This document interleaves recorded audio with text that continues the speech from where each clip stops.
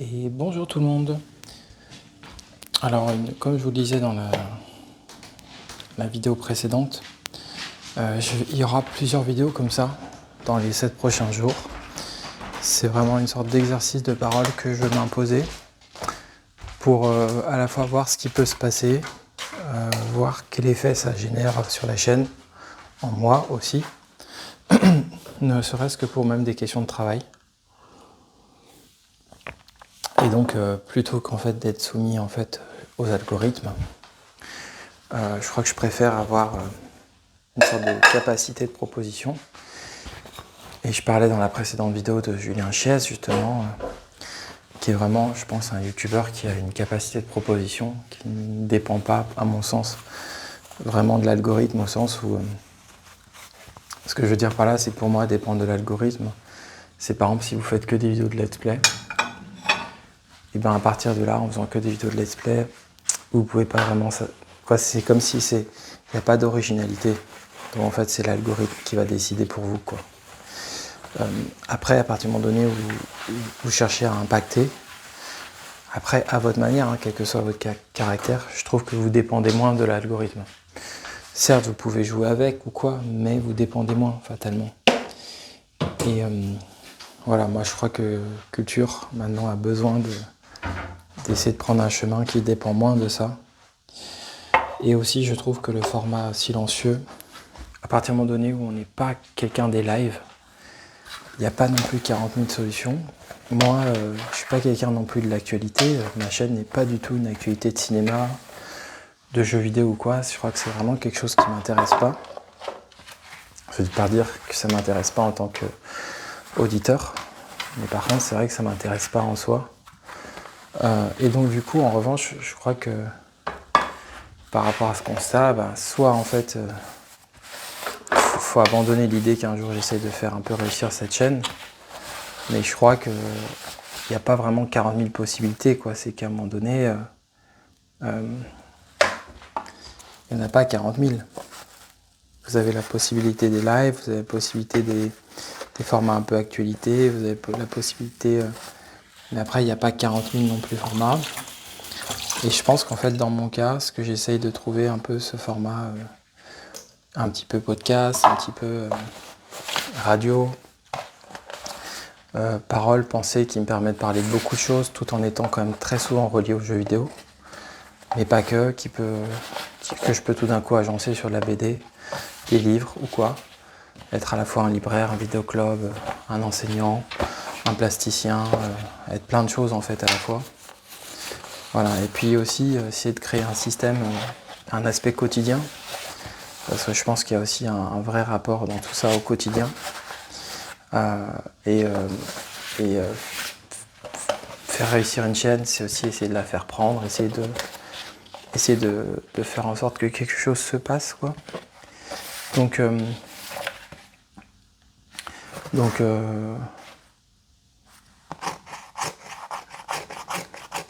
ouais, voilà ce que je pouvais dire par rapport à ça. Donc, faut donc pas vous étonner si justement la chaîne prend ce format-là. J'ai toujours l'envie, par contre, de proposer des vidéos de let's play. Parce que ça fait partie en fait du lien au silence que j'ai. Mais très clairement, voilà. Ce format, comme je le dis souvent, des choses à vous dire me va très bien. Parce que vraiment j'aime bien cette idée, j'aime bien ce format. Et voilà, maintenant pour moi, ça va être un exercice d'arriver à parler comme ça quotidiennement. Ça va être compliqué, mais j'ai vraiment envie d'essayer. Il y aura parfois des sujets qui seront plus reliés à des thématiques, à des jeux, à des films. Là, par exemple, aujourd'hui, la thématique que j'ai d'abord plutôt envie d'aborder, c'est la somme de travail que demande une chaîne. En fait, je crois que si vous prenez la chaîne de Julien, ce qu'on ne se rend pas compte pour certaines personnes, c'est à un moment donné l'investissement mais énorme que va demander tout d'un coup une chaîne comme ça. La discipline, l'investissement énorme, le travail en souterrain qui n'est pas visible et qui pourtant est sûrement assez colossal. Et en fait, c'est là qu'on on se rend compte que qu'il n'y a pas vraiment de secret, quoi. Qu'à un moment donné, il le dit très bien, lui, hein, ce qui va faire à un moment donné réussir quelque chose, c'est l'investissement, quoi. La somme de travail à un moment donné que vous allez y mettre. Et je pense que ça joue énormément. Et justement, lui, je pense que dans un projet comme le sien, on peut vite se rendre compte qu'il se passe ça, quoi. Une sorte d'investissement d'énergie. Et je crois qu'en fait, peut-être que, comme il l'avait dit d'ailleurs un jour, si quelque chose n'avait pas pris, il aurait arrêté. Et en fait, lui, dans son cas, je trouve ce qui est fort, c'est que moi, par exemple, si j'avais arrêté, j'aurais pu me dire, tu t'es pas mis à fond. Ton énergie, elle n'a pas été à fond, tu as mis beaucoup d'énergie, mais pas de la bonne manière, pas à fond. Ça, c'est vraiment un truc que je ressens par rapport à la culture. Avec toutes les vidéos silencieuses du début, avec, voilà. Donc, là, actuellement, ce que j'ai vraiment envie de faire, c'est vraiment d'essayer de faire ça, c'est de vraiment essayer de mettre une énergie nouvelle, de voir ce que ça peut créer avec cette énergie nouvelle. Et puis aussi en partant de l'idée que quand vous faites un métier, quand vous êtes coiffeur, quand vous êtes boulanger, en fait, vous faites tellement d'activités que en fait, les gens ne peuvent pas suivre votre activité. Et au fond, moi je crois que le métier d'enseignant, le métier de youtubeur ou quoi, peut être comme ça. C'est-à-dire que vous parlez tellement que évidemment que les gens, ce que vous faites, les gens ne peuvent pas le suivre. Et encore moins ceux de votre entourage. Parce que justement, c'est une activité, c'est tout d'un coup une activité de parole, une activité d'image, vous êtes musicien, les gens ne peuvent pas venir à tous vos concerts en tournée, quoi.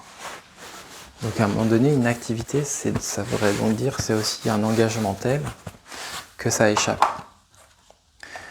Peut-être que ça peut commencer par là aussi, une vraie activité de youtubeur. Un engagement tel que ça échappe.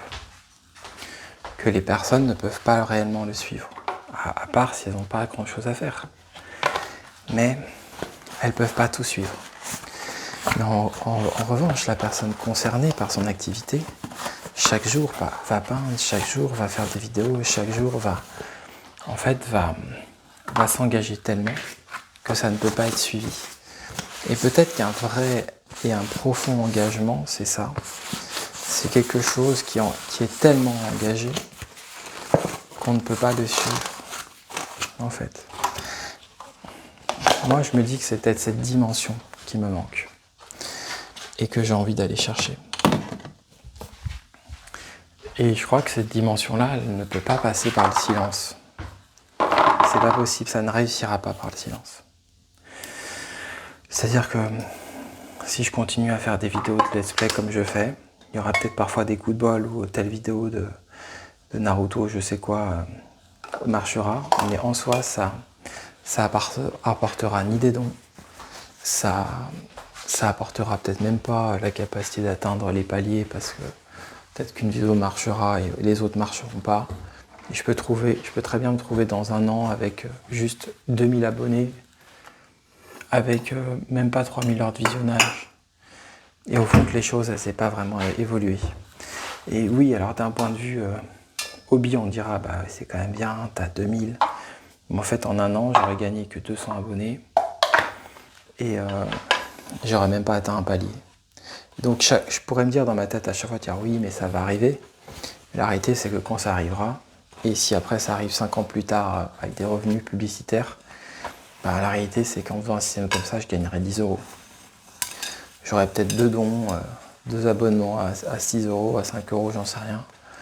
Et peut-être un don de temps en temps de 5 euros et des revenus publicitaires qui seront à 10 dollars, quoi. Je veux dire, je caricature un peu, hein, mais je pense que vraiment il y a une histoire d'énergie là-dedans. En fait, quelle énergie on met là-dedans, en fait. Voilà. Et aussi, j'ai presque envie de dire aussi, quelle force on a. C'est quoi nos forces, quoi? C'est quoi les forces qu'on a en présence en soi? Comment on peut s'en servir? Comment on peut faire quelque chose avec? Et je crois que c'est là où il y a quelque chose d'intéressant, c'est que moi, je crois que quand j'ai enseigné au collège, au fond, j'ai vraiment, je vous le dis, j'ai vraiment ressenti ça. C'est que tout d'un coup, en plus, moi j'avais 35 ans, je pense que je faisais quand même jeune, assez jeune, très jeune même. En tout cas, assez jeune. Et du coup, il y avait vraiment un côté, allez, il faut continuer, tout ça. Et en fait, je pense qu'on ressent vraiment que tout d'un coup, on peut, si on flanche un peu, on peut dire, bah allez, ok. Et puis en fait, tout d'un coup, on prend une voie qu'on n'a pas envie de prendre. Et parfois, ça joue pas beaucoup. Ce côté où tout d'un coup, on sent qu'on est à deux doigts de prendre une voie qu'on n'a pas envie de prendre.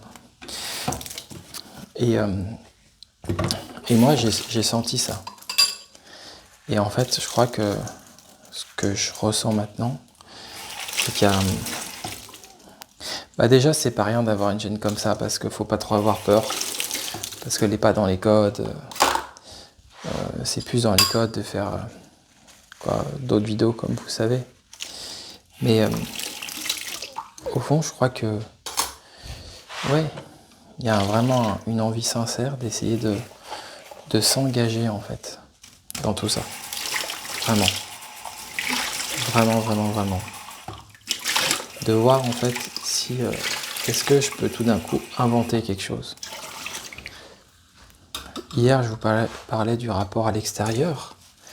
Mais je sais pas, peut-être que tout d'un coup, des liens avec des youtubeurs, youtubeuses peuvent se créer aussi, que ça peut me créer des idées d'aller voir des films pour vous en parler, pour dire qu'au fond, c'est vraiment un métier à inventer, moi je trouve, réellement. Il y a quelque chose à inventer là-dedans, c'est évident. Donc voilà ce que je peux vous dire.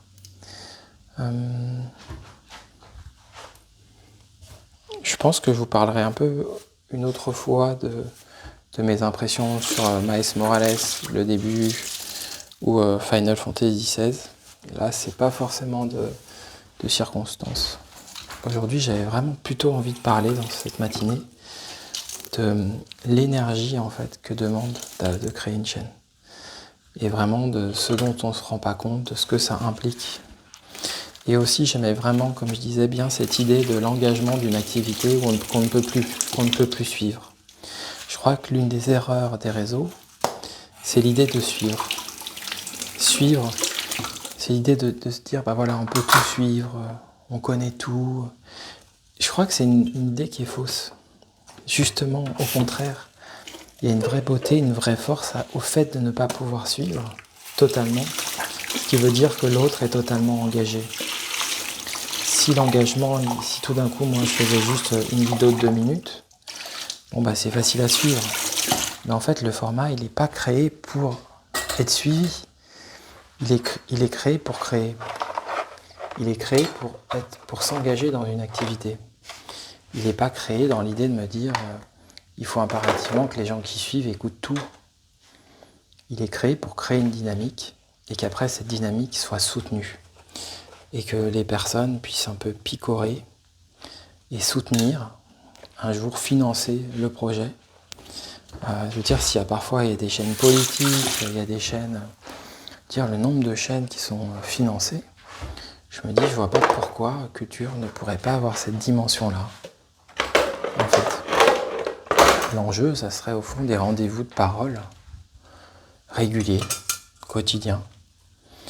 Et plus ça avancera, plus je pourrais diversifier des paroles. Je pourrais, par exemple, vous parler du film Perfect Days de Wenders, je pourrais arriver à des moments donnés où tout d'un coup, je vous dis, bah mardi, je vais vous faire une vidéo sur le Perfect Day. Et puis aussi, moi, je crois que ça règle l'un de mes problèmes, qui est la question de la trace, au sens où j'aime pas être important, j'aime pas être donneur leçon, j'aime pas Et au fond, je crois qu'il me manquait cette solution de trouver une trace qui, certains diraient, on pourrait résumer en disant totalement subjective. Moi, j'ai envie de le dire aussi comme trouver une trace qui ne prend pas trop d'importance. Et justement, l'aspect subjectif va aider à ça. Mais trouver une trace qui a de l'importance, mais qui ne prend pas trop d'importance. Et moi, ça me parle. Parce que le positionnement de l'expert, le positionnement... ça me parle pas. C'est pour ça d'ailleurs que si vous connaissez, dans certains anciens philosophes, Michel Foucault ou quoi, c'est des philosophes qui étaient très... qui étaient très contre un peu les sociétés de pouvoir, de contrôle, tout ça, parce que je pense que justement, ils n'aimaient pas tout ça. Ce que je vous dis. C'est quelque chose qui leur parlait pas. Les positionnements de savoir et tout ça. Donc voilà, je pense qu'il y a quelque chose que je peux essayer d'arriver à faire.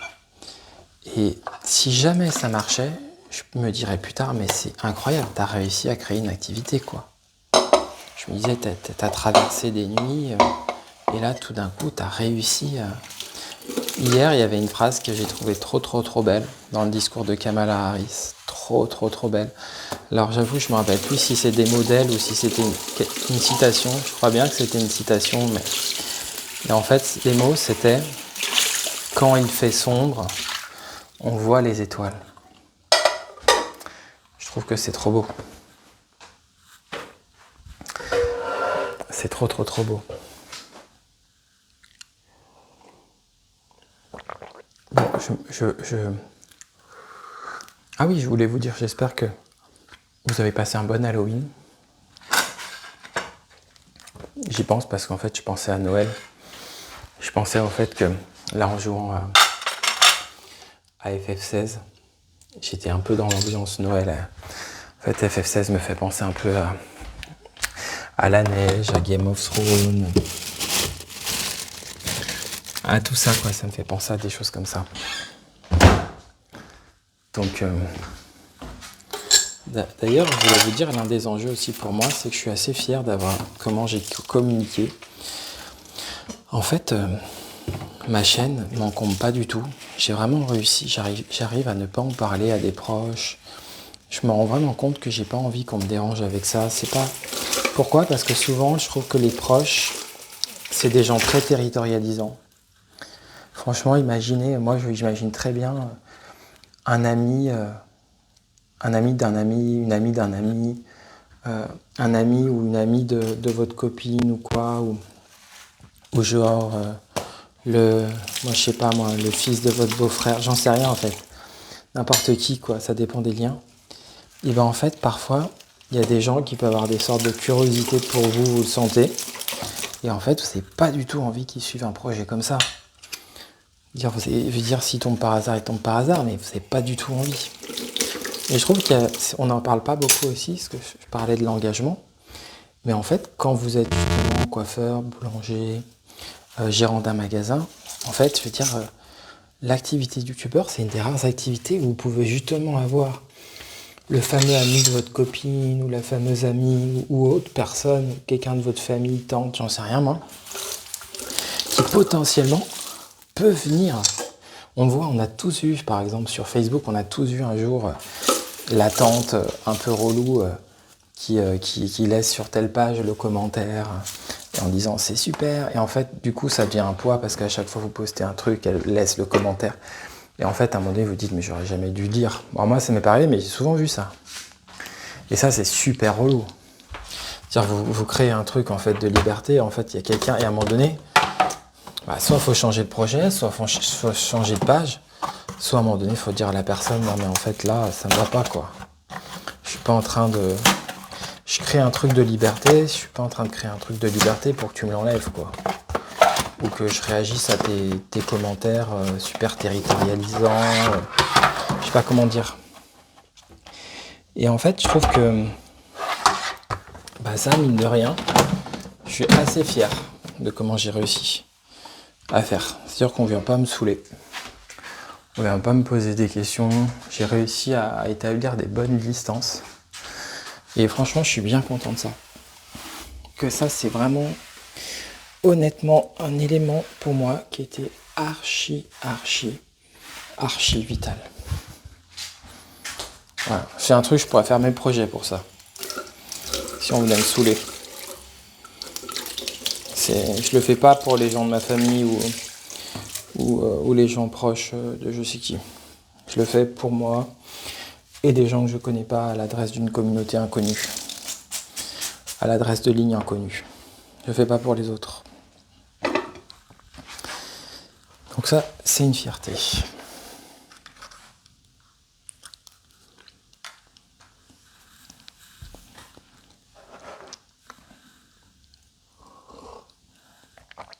Bon, je peux quand même vous annoncer en avant-première qu'il y a des très grandes chances que en janvier 2025, qui est le Let's Play Silent Hill 2. On verra. Mais il y a des chances. Très grandes chances.